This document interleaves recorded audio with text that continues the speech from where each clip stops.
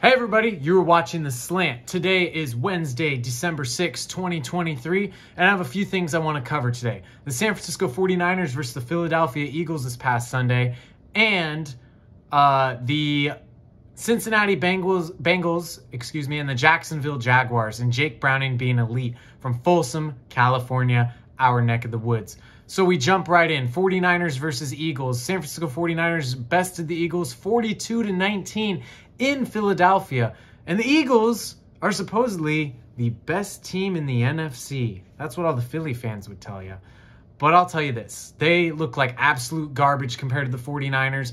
In fact, it leads me to believe the NFC Championship game last year in Philly, 49ers versus Eagles, if Brock Purdy didn't basically break his elbow or tear his ligament or UCL or whatever happened that day, I think if we had a healthy Brock Purdy in his first season, I think we might have beaten the Eagles.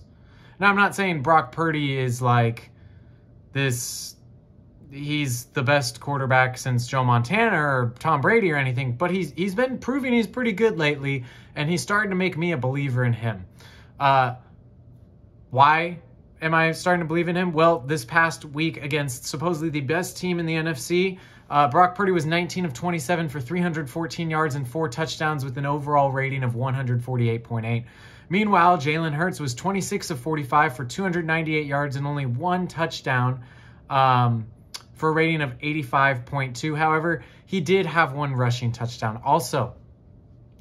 That being said, the Philadelphia Eagles have some concerns because they play the Dallas Cowboys next week. And last time they played the Dallas Cowboys was in week 9, and the Cowboys lost 23-28. That being said, the Dallas Cowboys have a chance to win the NFC East if they beat the Eagles and win out. If I'm the Eagles right now, I'm very concerned. Because the Niners are going to win out, in my opinion. And even if they don't, the Eagles are in trouble if they lose to the Cowboys, because now they got to win out to hold the tiebreaker against us. So it's not looking, if I'm an Eagles fan right now, you guys still think you're on top of the world because you're a game up. I think you lose to the Dallas Cowboys next week. I think the Dallas Cowboys beat you. Last time you played the Cowboys, Dak Prescott played great. He was 29 of 44 for 374 yards and 3 touchdowns. And Jalen Hurts was 17 of 23 for 207 yards and 2 touchdowns. Total yardage, the Cowboys had 406 yards. You guys had 292 as an Eagles fan. So time of possession was about the same. Like, basically, that was any man's game last time you guys matched up. And now you got to go into Dallas after getting blown out by the 49ers. Eagles fans, sorry, not sorry. In my opinion, it's going downhill for you guys fast. And, you know, you had a great record, I guess. So I'm really happy about where the 49ers are right now. Everybody stays healthy. Eagles got no shot against us in a championship game. I would be more concerned about the Cowboys. And we already beat the Cowboys. We beat them 42-10, if I remember correctly. But that being said, like, the Eagles, I'll harp on it one more time. They're in trouble. And the best part about it was Deebo Samuel was talking smack to them kind of throughout the week before the game about last year and losing. And then he backed it up with 3 touchdowns, 1 rushing and 2 receiving. So Eagles fans, that one has got to hurt really bad. Moving on from that, because I don't want to beat a dead horse. The Bengals looked great. 34-31. They beat the Jacksonville Jaguars in Jacksonville. Unfortunately, Trevor Lawrence suffered a high ankle sprain. Based off how he was reacting on the field, though, I thought maybe his season was over. So, high ankle sprain. I mean, Patrick Mahomes won a AFC championship with a high ankle sprain and played on it. So,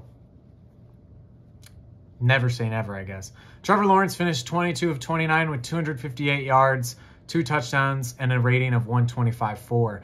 Jake Browning, though, played lights out. He played like he was elite. I know he's surrounded by some good players, but he was 32 of 37 with 354 yards, 1 touchdown through the air, and 1 touchdown rushing with a rating of 115.5. And that was his first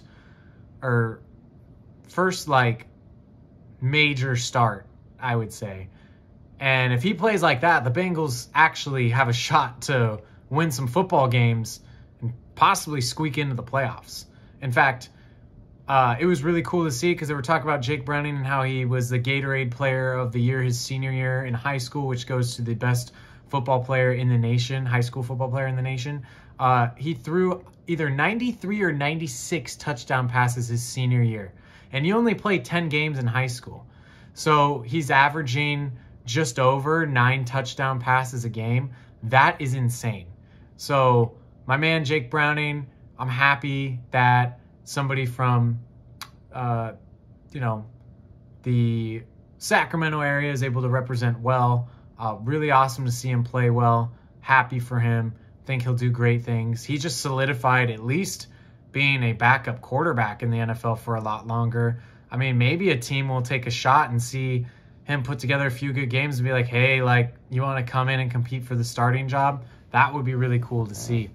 I'm glad he's getting kind of a fair shake at it.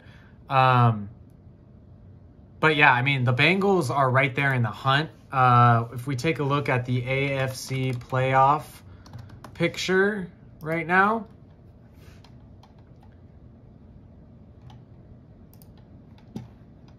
in the AFC, you have the Miami Dolphins as the 1 seed, who are 9-3. The Baltimore Ravens, 2 seed, 9-3. The Chiefs are the 3 seed at 8-4. The Jaguars just dropped 2 because they lost. They're 8-4. Steelers at 7-5, the 5th seed. Colts, 6th seed at 7-5, which is crazy what they're doing with Gardner Minshew. I believe they won like their last 4 games. And the Cleveland Browns, 7-5 at the 7th seed. The Bengals are 6-6. They are behind the Texans at 7-5, along with like the Bills and the Broncos, who are also 6-6. They're all on the bubble or in the hunt. So, I mean, if the Bengals just keep winning, which their next team they play is the Colts, who are the 6th seed. So if they put the Colts down to 7-6 and they go to 7-6, they might be able to slip up in there, find themselves in like the 7th seed at some point. As for the NFC playoff picture, the Eagles are still 1 at 10-2, but when they lose to the Cowboys next week, which is my prediction, they will actually fall to 2, and the Niners will jump to 1 because they hold the tiebreaker. Niners are 2 at 9-3. They face the Seahawks next week. It will be challenging. We'll see how it goes. That game will be played in Levi Stadium. Then you got the Lions at the 3 seed at 9-3. The Falcons at 6-6. The Cowboys at 9-3. If they beat the Eagles, they'll slip into that 2 seed spot because they lost to the Niners. Then you got the Vikings at 6-6 in the 6th seed, and the Packers at 6-6 in the 7th seed. Jordan Love has been looking great. He's playing great. On the bubble, Rams at 6-6. They got the Ravens next. Seahawks at 6-6. They got the Niners next, obviously. And after that, Buccaneers, I don't really see them going anywhere at 5-7. So, I mean, they do play the Falcons next. So if they beat them, they would probably hold the tiebreaker, I believe, and slip into that 4th seed. But we'll see how that goes.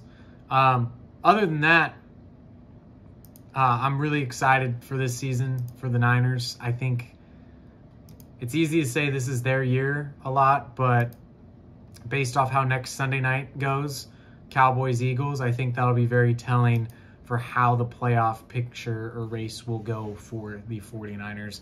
Christian McCaffrey's an absolute stud. He deserves to be MVP of the league. He is the most valuable player in the league, in my opinion, right now.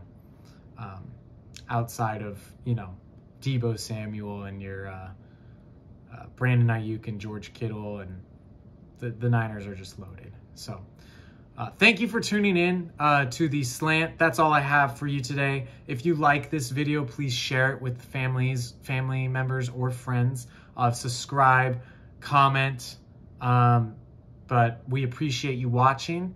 I hope you have a great week, and tune in next time to the Slant. Thanks, everybody.